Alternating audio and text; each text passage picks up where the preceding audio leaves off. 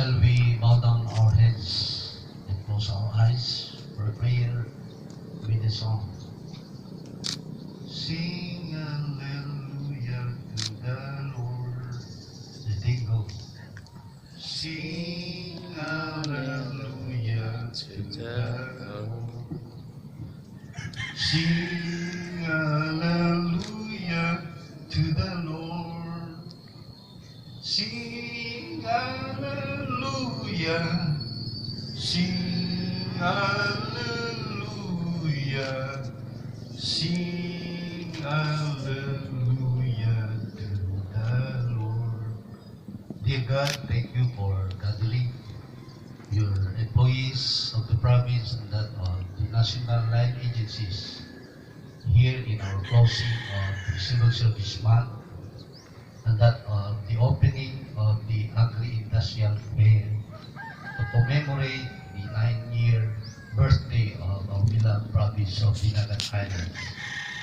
Bless us, O Lord, that we be able to make all our program of change for this province make a big success and change the lives of our people in this province. Guide us always, dear Lord, in crafting the best programs and projects for your people of the Dinagat province. Make us always be an instrument for delivering the services needed by our people down to their barangays and households.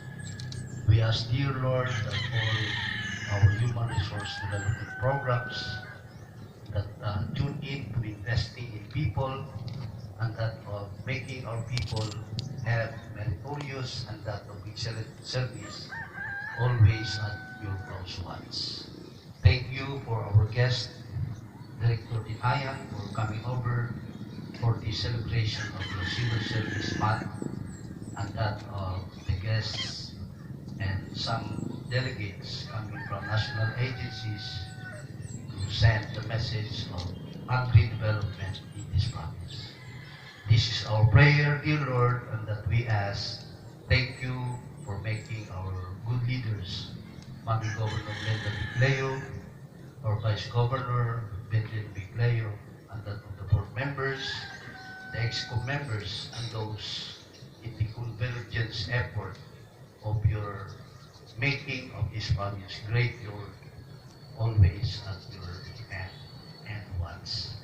This is our prayer and we always say to you, daghang salamat po. Sa ngalan sa Mahal, sa Anak, sa Espiritu Santo. Amen.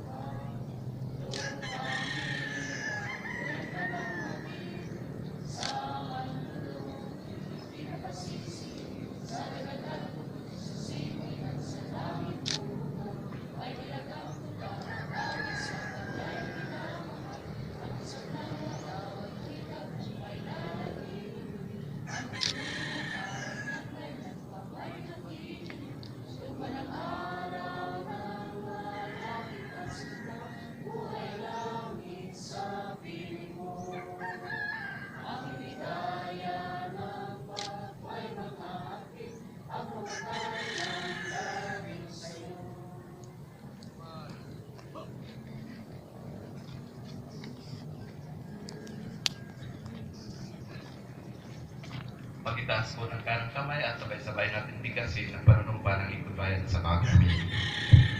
Ako'y lingkod bayan, ang pagmamayan ay katungkulan.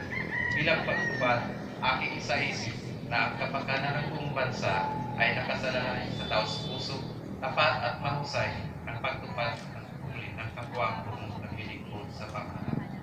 Tutuparin ko na may higit na mahusay at katapatan ang tungkuling nakaatang sa akin.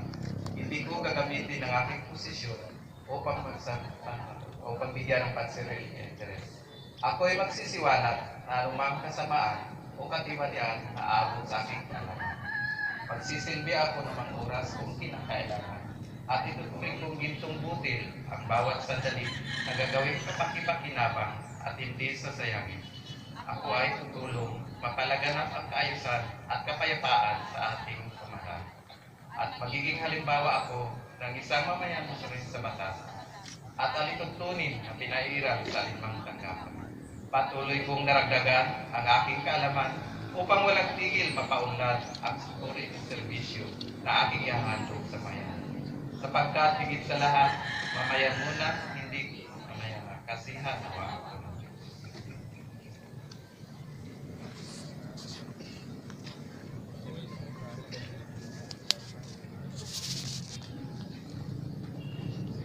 First and foremost, my greetings to the great architect of this beautiful island, our local hero, Divine Master Ruben Ederwa Eclayo Sr., and of course, to the Congresswoman of the Lone District of Dinagat Islands, Honorable Arlene Catabagao, to our beloved Governor, Honorable Glenda B. Eclayo, and of course, to our ever-supportive, workaholic, and ever-young Vice Governor, Honorable Benglan B. Eclayo, to the members of the Sangguniang Panlalawigan, department heads, national line agencies, municipal officials and employees, to the uniformed men who are here this morning, headed by our Police Senior Superintendent Cupid C. Kalika, sir, to the DepEd, headed by our School Division Superintendent, Ma'am Karen Galanida, to the Department of Natural Resources, Provincial Director Agapito Patubo, and of course, to our guest from the Civil Service Commission, Surigao City Field Office, Director Misha Dinhayan, sir. To the participating team with this agri-tourism and industrial fair, nakikita po natin ang nagsisigandahang mga booth. Ito'y itinayo po isang linggo bago po magaganap itong malaking selebrasyon bilang pagdiwang po ng ika-9 na kaarawan ng ating pinakamamahal na probinsya. Makikita po natin dito ang isang magandang booth. This is the pride from the municipality of Dinagat under the leadership of Mayor Craig Eclayo. Palakpakan po natin. And of course, next we have here the booth from the municipality of Basilisa, headed by our very own Mayor Honorable Alan Juan Eclayo. And the next is the booth from Libo under the leadership of Honorable Lamberto Llamera. And the second to the last is the booth from the municipality of Cagjanao under the leadership of Honorable Mark Adelson Longos. And the last but not the least is the booth of our host municipality, the municipality of San Jose under the leadership of Honorable Alan Tu Eclayo. Palakpakan po natin silang lahat. And on this side, ladies and gentlemen, are the booth for the National Line Agency. Nakikita po natin dito ngayon, isang magandang booth from our Penro, and then the DepEd, then followed by the different national line agencies, papunta na po doon. Dito po sa likod, nakikita po natin ang booth ng ating Provincial Agriculture Office. Ayan po, andito po ang ating LGU Penro under the leadership of our very own Penro Valles. Ayan po. And here, we can also see the cooperative, Provincial Cooperative Development Booth. Ayan, makikita natin na marami po tayong mga paninda po dyan. So later on, we will roam around and we will see their display.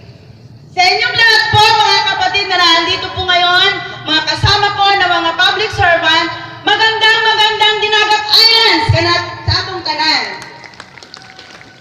To formally open our program this morning, ladies and gentlemen, I will give you Honorable Epifan Sepi to give us a welcome address. A round of applause, ladies and gentlemen.